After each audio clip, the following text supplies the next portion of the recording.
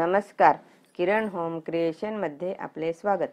मी सौ किरण इंदापवार. आजच्या व्हिडिओमध्ये हँड एम्ब्रॉयडरी म्हणजेच हातभरात कामाचे टाके कसे विणायचे याबद्दल सांगते आहे. हँड एम्ब्रॉयडरी करता लागणारे साहित्य बघू. कापड, साबण, रिंग, पेन, रेशीम रीळ, प्लेन किंवा शेडिंगचे कोणत्याही रंगाचे चालतील, डोलीचे सुद्धा चालतील, सुई छोटी व मोठी, कात्री. आता आपण कृती बघू. रिंग शक्यतो लाकडी वापरावी. रिंगचे दोन भाग असतात, एक प्लेन रिंग व दुसरी स्क्रूची रिंग. प्लेन रिंग कापडाखाली ठेवावी, मध्ये कापड ठेवून स्क्रूची रिंग त्यावर ठेवून फिट करावी. नंतर स्क्रूने घट्ट करून कापड ओढून टाईट करावे, म्हणजे विणकाम व्यवस्थित येते. फेदर स्टिच म्हणजे पिसाचा टाका. हा टाका मोकळ्या पानाफुलांची डिझाईन असेल तेव्हाच विणायचा असतो.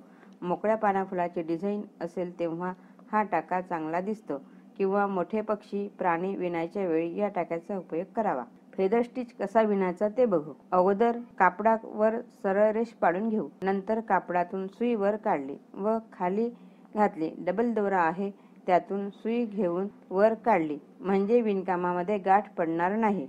रेषेवरून सुई वर काढली. सुई तिरपी घेऊन रेषेवर टोचली. दोरा सुई खाली ठेवावा व अंगठ्याने दोरा पकडून सुई तिरपी टोचून रेषेवरून वर काढावी. एक वेळा डाव्या बाजूने तर दुसऱ्या वेळेस उजव्या बाजूने असे विणावे. डाव्या बाजूने विणून झाले की उजव्या बाजूने विणावे. उजव्या बाजूने विणून झाले की डाव्या बाजूने विणावे, असे आलटून पालटून विणावे. डाव्या बाजूने विणले की परत डाव्याच बाजूने विणू नये. एका वेळेस डाव्या बाजूने तर दुसऱ्या वेळेस उजव्या बाजूने विणावे. हा टाका थोडाफार बटन होल टाक्यासारखा दिसतो. हा टाका थोडाफार बटन होल टाक्यासारखा विणायचा आहे. विणताना काळजीपूर्वक विणावे.